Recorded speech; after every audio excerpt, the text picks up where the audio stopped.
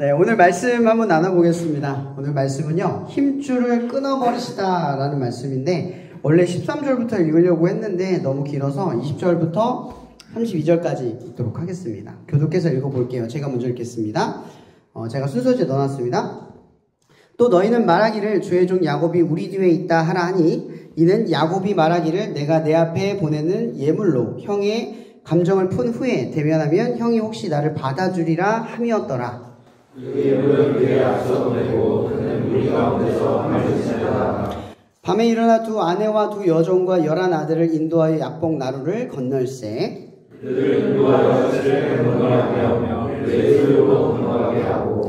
야곱은 홀로 남았더니 어떤 사람이 날이 새도록 야곱과 씨름하다가 자기가 야곱을 이기지 못함을 보고 그가 야곱의 허벅지 관절을 치매 야곱의 허벅지 관절이 그 사람과 씨름할 때에 너무나다가 그가 이르되 날이 새려하니 나로 가게 하라. 야곱이 이르되 당시 내게 축복하지 아니하면 가게 하지 아니하겠나이다. 그 사람이 그에게 이르되 내 이름이 무엇이냐. 그가 이르되 내 이름을 다시는 야곱이라 부를 것이 아니오 이스라엘이라 부를 것이니 이는 내가 하나님과 및 사람들과 겨루어 이겼음이니라. 야곱이 청하여 이르되 당신의 이름을 알려주소서. 그 사람이 이르되 어찌하여 내 이름을 묻느냐 하고 거기서 야곱에게 축복하니라. 그러므로 야곱이 그곳 이름을 분일이라 하였으니 그가 이르기를 내가 하나님과 대면하여 보았으나 내 생명이 보존되었다 함이더라. 그가 분일을 지날 때 해라더라도 외로워 가지고 알면 맞았더라. 다 함께 읽겠습니다. 그 사람이 야곱의 허벅지 관절에 있는 둔부의 힘줄을 쳤으므로 이스라엘 사람들이 지금까지 허벅지 관절에 있는 둔부의 힘줄을 먹지 아니하더라. 아멘. 제가 지난주가 아니죠. 한참 전에 나왔던 말씀 중에 야곱이 이스라엘 이름을 개명했잖아요. 그죠? 이스라엘의 이름의 뜻이 뭔지 물어본 적이 있을 거예요. 혹시 기억나시는 분 있습니까? 이스라엘의 이름의 뜻 뭐죠? 오늘 성경에 나왔잖아요. 하나님과 사람과 싸워서 이겼다. 누가? 야곱이 이겼다. 이런 내용으로 나오죠. 이게 이스라엘의 뜻이에요. 제가 지난번에 이 뜻을 정확히 이해하려면 거꾸로 해석해보면 된다고 했죠. 야곱이 하나님을 이긴 게 아니라 하나님이 야곱한테 어떻게 했다고요? 져줬다. 그게 이스라엘이라는 뜻이에요. 그러니까 하나님의 자녀라는 게 뭐죠? 부모는 자식 못 이깁니다. 져줘요. 결국은 사랑이기 때문에. 그러니까 하나님이 이스라엘을 어떤 대상으로 보냐면 이기는 대상으로 보는 게 아니라 져줄 수밖에 없는 대상으로 본다는 뜻입니다. 이게 이스라엘이라는 정체성이에요. 여러분들도 하나님의 자녀이고 그리스도인이죠. 하나님의 예수 그리스도를 믿고 그분을 구주로 받아들이고 그분을 주인으로 인정하고 삶의 모든 이 가치관과 결정들을 그분이 옳다라고 하는 믿음 안에서 살아가요. 그분은 우리의 삶의 완벽한 주인이 되셨고 그리고 여러분들은 하나님의 자녀의 선택을 믿게 되는 믿음이라는 게 생겼어요. 그전에는 하나님의 자녀인 것 같지 않더니 내가 하나님의 품 안에 있는 것 같지 않더니 이제는 우리가 하나님의 품에 있는 것 같다고 믿기 시작했다는 거죠. 그럼 야곱이라는 전체성을 제가 항상 설명할 때마다 늘 말씀드리는 거는 그럼 야곱은 태어날 때부터 하나님 선택하셨잖아요. 어떻게 할 건지가 이미 정해져 있는 인생이었어요. 근데 왜 야곱은 하나님을 못 믿었을까? 저는 오히려 질문을 하게 돼요. 그럼 야곱이라는 인물이 왜 하나님을 못 믿고 하나님의 방식을 따라가지 않고 자기의 생각과 꾀를 더 믿는 사람이 되었을까라는 물음표를 던지게 됐어요. 전도서에 보면 12장 1절에 이런 말이 나와요. 너희는 공고한 날이 이르기 전에 너희 창조주 하나님을 기억해라. 이런 말이 나옵니다. 근데 왜 전도서의 기자가 왜 수많은 때 중에 청년의 때를 언급했을까? 저는 이렇게 바라봤습니다. 가장 자기의 힘을 믿는 시기가 언제일까요? 청년이에요. 자기 자신을 가장 신뢰하고 자기만의 논리가 가득 차 있을 시기가 언제냐면 청년이다. 이 청년의 때는 공고함이 오지 않을 것처럼 살아가요. 마치 오늘을 살아가면 내일이 있다라는 확신 속에서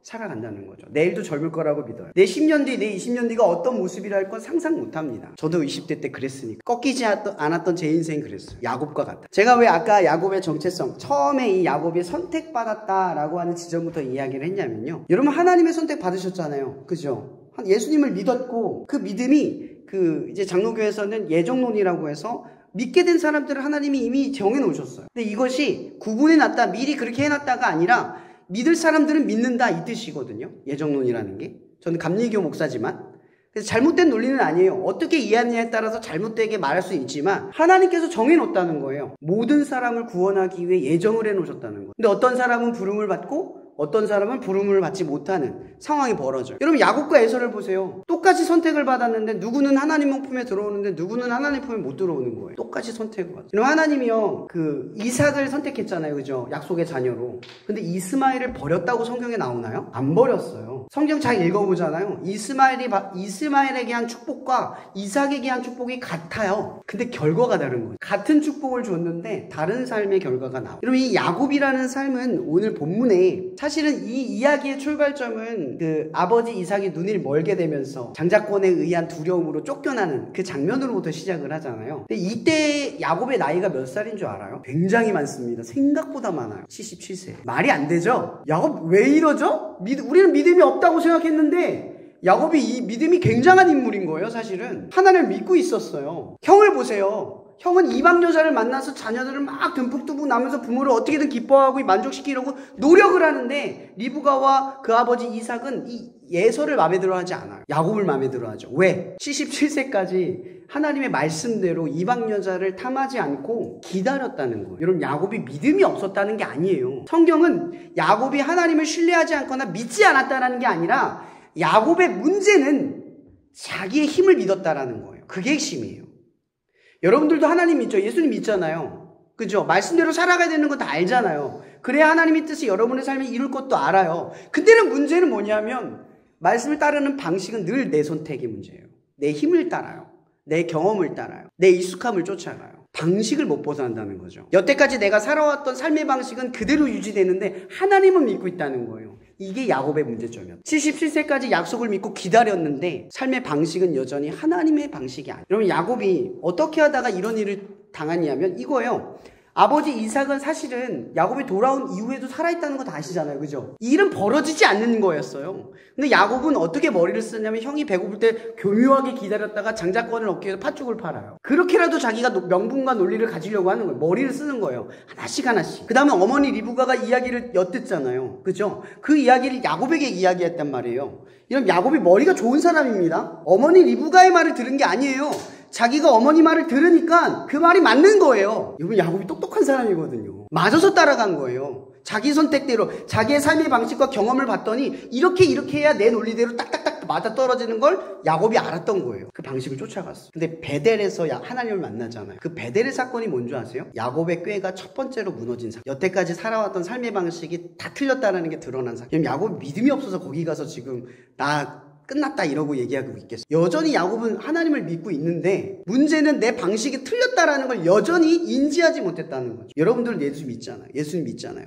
말씀대로 살아가야 되는 거 알잖아요. 근데 가끔은요 성경에서 예수님께서 뭐라고 말하냐면 어린아이와 같은 믿음을 가져야 된다고 이야기를 해요. 여러분 어린아이들은요 시키는 대로 해요. 제가 예전에 아동부 교육 목사 했을 때 어떤 일이 있었냐면 제가 어떤 아이가 부모 키우는 다 알거든요. 애들 엘리베이터 타면 되게 무서워해요. 아시죠? 혼자 올라가면 막 울어요. 근데 교회 오는 친구 남자친구 2명인데 되게 여성스러운 애들이 있어. 되게 착하고 말도 이쁘게 하는 애들이 있는데 이 친구들이 저한테 물어보는 거예요. 목사님 엘리베이터 올라갈 때보다 귀신 나오는 것 같아. 너무 무서워요. 이러는 거예요. 제가 내려주고 올라가면. 가끔 올려다 주기도 했었는데 시간이 안 되면 그냥 둘이 올라갈 거 아니에요. 무섭다는 거야. 근데 그날 어떤 설교를 했는데 내용은 기억이 안 나요. 무슨 설교였냐면 예수의 이름으로 물러가라 이런 설교였어요. 그래서 제가 이 아이한테 순수하게 뭐라고 했냐면 만약 귀신이 느껴지거나 무서우면 엘리베이터에서 이렇게 한번 외쳐봐. 예수님의 이름으로 물러가라 이렇게 외쳐봐. 근데 그 다음 주에 그 아이가 왔어요. 뭐라는 줄 아세요? 목사님 진짜 했더니 안 무서웠어요. 이 친구 소리 지른 거예요. 엘리베이터에서. 주변 사람들 왔으면 미친놈이라고 했을지도 몰라요. 쟤 왜 저래 이랬을지도 몰라요.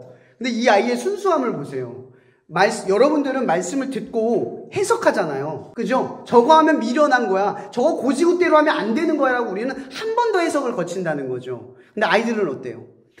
말씀을 들으면 그대로 행동을 해요. 그러면 안 된다는 걸 알아요. 근데 어른들은요, 말씀을 들으면 자기의 주관과 생각이 들어가서 말씀을 재해석해요. 여전히 하나님의 방식이 아니라는 거예요. 순수하게 믿고 따라가서 결과물을 경험하지 못하고 약삭빠르게 교묘하게 피어가요.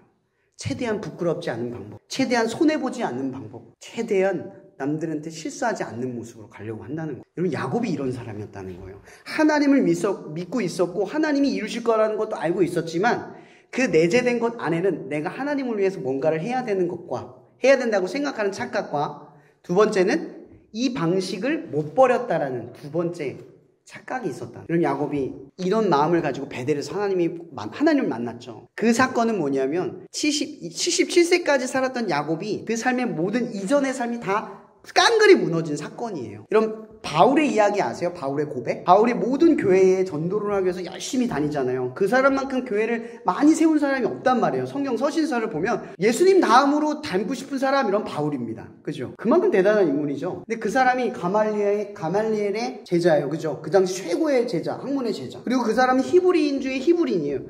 혈통적으로는 완벽한 유대인이에요. 누가 지적할 수가 없어요. 게다가 언어도 되게 잘해서 그 당시에 있는 로마, 아람어 다 잘하는 거예요. 어딜 가면 언어가 능통해요. 못 알아듣는 말도 없고 말 못하는 게 없는 사람이에요. 이 바울이거든요. 이 바울이 이런 말을 해요. 내가 그리스도를 얻고 내가 이전에 얻었던 모든 것을 다 뭘로 여긴대요? 배설물로. 이게 무슨 얘기인 줄 아세요? 바울은 여태까지 내 지식, 내 학문, 내 혈통, 내 율법적인 것들 가지고 사람들에게 말씀을 전하고 변화시키려 했지만 다 실패해보니까 결국 뭐만 남았다? 예수 그리스도의 이름을 전하는 것 외에 아무것도 남지 않았대요. 이게 뭘 말하는 줄 아세요?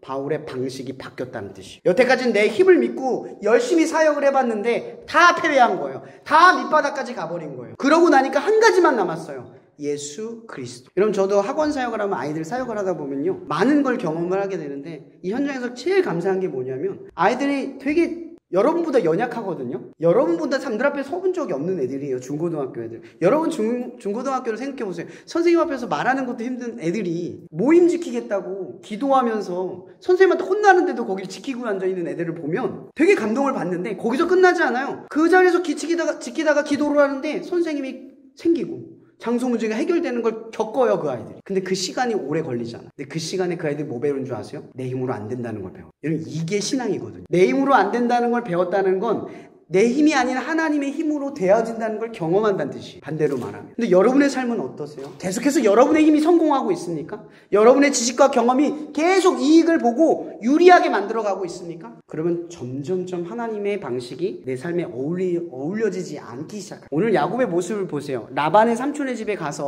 얼마나 시달립니까? 라반은 있잖아요. 야곱의 업그레이드형이에요. 더 추악한 업그레이드형. 그죠? 근데 이 야곱의 이야기에서 라반의 같이 있을 때 20년 동안 살잖아요. 그죠? 아내를 얻을 때도 아무 말 못하고 수긍하고 따라가요. 그죠? 그 염소와 새끼들을 빼앗겼을 때도 아무 말 못하고 따라가요. 근데 그 과정 안에 내용을 읽어보셨어요? 어떤 내용이 있는 줄 아세요? 하나님이 야곱에게 찾아와서 야곱에게 방식을 알려주고 참고 견디게 만들어요. 라반과 대적하거나 싸우거나 맞서지 않아요. 하나님의 말씀을 듣고 순종하면서 지는 싸움을 해요. 근데 계속 뭐예요? 이겨요. 여러분 십자가로 산다는 게 무슨 의미인지 아십니까? 저도 아직 다 수긍을 못하지만 지고 인정하고 사과하고 희생하고 양보하는 거예요. 진짜 어려운 일이거든요. 근데 하나님의 방식이라는 건 뭐냐면 십자가의 길을 말하는 거예요. 예수님께서 우리에게 뭐라고 말씀하냐면 생명으로 인도하는 길은 좁고 협착한 사람들은 찾지 않는데요. 그렇다는 얘기는 대부분 십자가의 길은 잘 선택하지 않는다는 뜻이에요. 살면서 조금은 피하고 싶은 길, 내가 뭔가를 손해보는 길, 남들은 안 하는데 나만 하는 그런 길을 의미한다는. 여러분, 이 야곱이 라반 밑에서 겪었던 게 바로 십자가의 길인 거예요. 졌더니 이겼다. 여러분, 신앙생활 하면서요, 졌는데 이겨본 경험이 생기면요, 순종함이 일어나요. 근데 계속 내 힘으로 이기면요, 조바심이 일어나요. 야곱이 그랬거든요. 늘 조바심에 갇혀있어. 지금 내가 안 하면 안 돼. 져본다는 건 뭔지 아세요? 내 힘을 내려놓겠다는 뜻이에요. 내 힘을 포기하고 한번 져보는 거죠. 그래서 하나님이 나를 이기게 하는 경험을 해봤다라는 거예요. 야곱이 어디서? 라반의 품에서. 그러고 오늘 이제 라반에게서 도망쳐서 나오잖아요. 오늘 그 다음 이야기. 근데 오늘 이 야곱이 20년 동안 하나님의 훈련을 받았잖아요. 지는 걸 통해 이기는 걸 배웠단 말이에요. 근데 곧장 나와서 자기가 또 하는 방식이 뭐냐면 급할 때 나오는 건 본성이잖아요. 급할 때 똑 튀어나와요. 또 옛날 버릇이 나오죠. 세 떼를 나누어가지고 에서에게 보내는 거예요. 근데 아까 본문 20절에 뭐라고 나오냐면 이런 말을 해요. 형이 혹시 감정을 푼 후에 대면하면 나를 닫아주지 않을까라고 하는 아이디어에서 나왔다는 거죠. 이 행동이. 근데 어때요? 자기 힘을 믿었지만 이 야곱은 불안했어요. 그래서 야복강가를 못 건너고 그 앞에서 씨름을 했다고 오늘 성경은 설명하고 있는 거예요. 여러분, 여기서 우리가 야곱의 믿음을 얕보지 말아야 될 구간이 뭐냐면 이거예요. 제가 늘 이런 질문을 하거든요. 여러분 힘들죠? 삶이 힘들 때가 있잖아요. 근데 진짜 힘들 때 기도하세요? 네이버 찾으세요? 진짜 힘들 때 하나님 찾으세요? 친구 찾으세요? 진짜로 물어보는 거예요. 생각보다요, 힘들 때 하나님 찾는 사람 거의 없어. 꼭 힘들면 딴 거 찾아요. 내가 의지했던 거, 내가 힘으로 빌렸던 거, 내가 힘으로 생각했던 것들을 쫓아가요. 의식적으로. 근데 오늘 야곱을 보세요.